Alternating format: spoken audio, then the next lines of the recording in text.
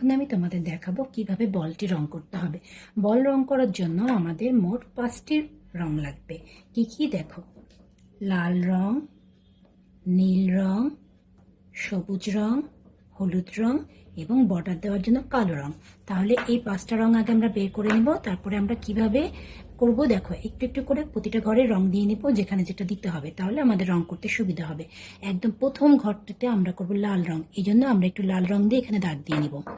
লালের পাশের ঘরটাতে আমরা করব নীল রং, আমরা এখানে এই যে এই নীল, গাঢ় নীল, এই নীল রং দিয়ে একটু দাগ দিয়ে নেব। একদম এই নীল রং দিয়েই করবে, অন্য কোনো রং দিবে না।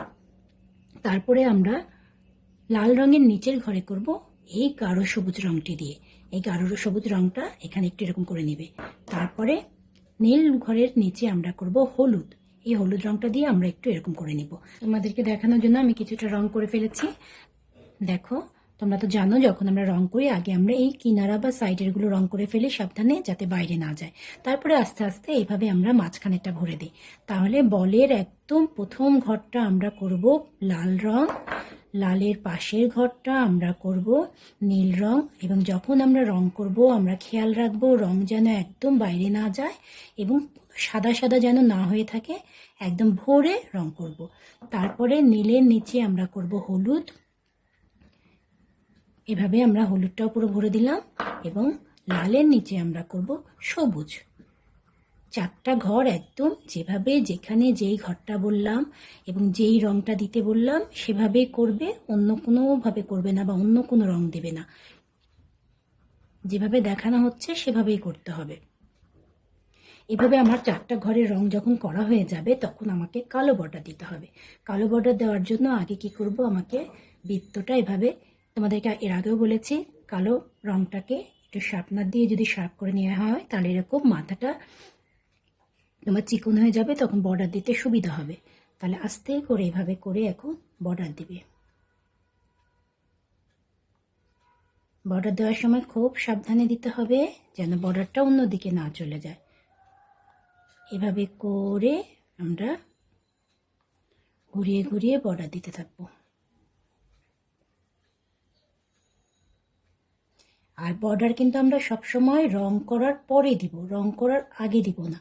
রং করে আগে যদি তুমি বর্ডার দাও তাহলে তোমার বর্ডারটার উপর দিয়ে রং করলে বর্ডারটা ভালো হয় না, দেখা যায় না, তখন রঙের মধ্যে চলে যায়। এভাবে ঘুরিয়ে ঘুরিয়ে আস্তে করে বর্ডারটা দিতে থাকবে। প্রথমে এই বৃত্তটা এরকমভাবে দিয়ে নিব আমরা বর্ডার।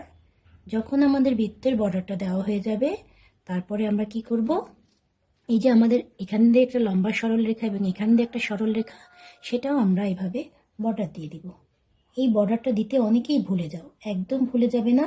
বলের মাঝখানে এই সরল রেখা দুটোতেও বর্ডার দিতে হবে। এভাবে করে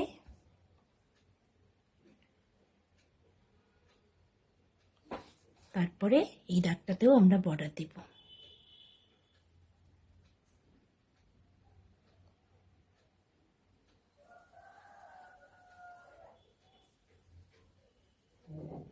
এরকম করে বর্ডার দেওয়ার পরে তোমরা দেখবে কোনো জায়গায় সাদা থেকে গেল কেন, আর রঙগুলো যদি থাকে ফু দিয়ে উড়িয়ে দিবে বা খুব সাবধানে রঙগুলোকে সরিয়ে দিবে।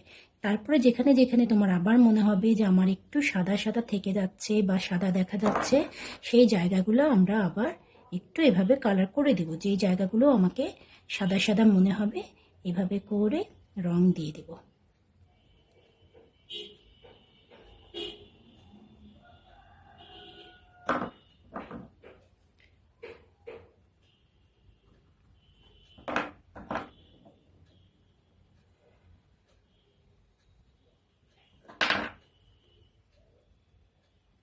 তাহলে এভাবে তোমরা একটি বল আঁকবে, রং করবে এবং বর্ডার দিবে।